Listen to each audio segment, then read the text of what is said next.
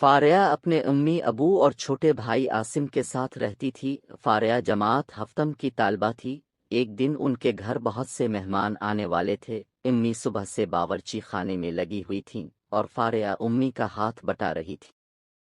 آخر شام 5 بجے مہمان ان کے گھر پہنچ گئے۔ فاریہ نے اپنی مہمان سہیلیوں کے ساتھ مل کر خوب ہلا گلا کیا۔ مہمان رات گئے رخصت ہوئے تو فاریہ بری طرح تھک چکی تھی، لہذا سب گھر والوں کے ساتھ وہ بھی اپنے کمرے میں جا کر سو گئی۔ آدھی رات کو فاریہ کی آنکھ کھل گئی۔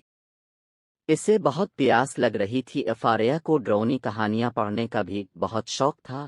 یہی وجہ تھی کہ وہ رات کو اپنے کمرے سے باہر نکلنے سے بھی ڈرتی تھی، مگر اس کو شدت کی پیاس لگ رہی تھی۔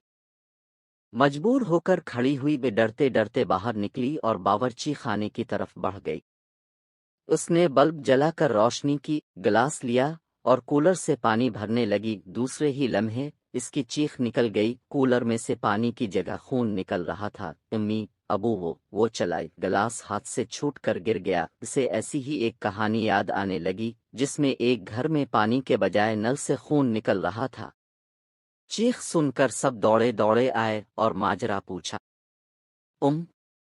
امی حکم، کولر میں پانی کے بجائے خون، اس سے بولا بھی نہیں جا رہا تھا۔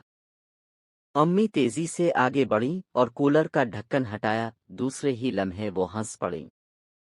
فاریہ نے حیرت سے امی کو دیکھا۔ ارے بیٹا، تم پر ڈراؤنی کہانیوں کا کچھ زیادہ ہی اثر ہو گیا ہے۔ میں نے اس کولر میں مہمانوں کے لیے روح افزا بنایا تھا، تمہیں نیند کی وجہ سے یاد نہ رہا اور اس کو خون سمجھ بیٹھے۔ امی نے مسکراتے ہوئے بتایا۔ سب ہنسنے لگے۔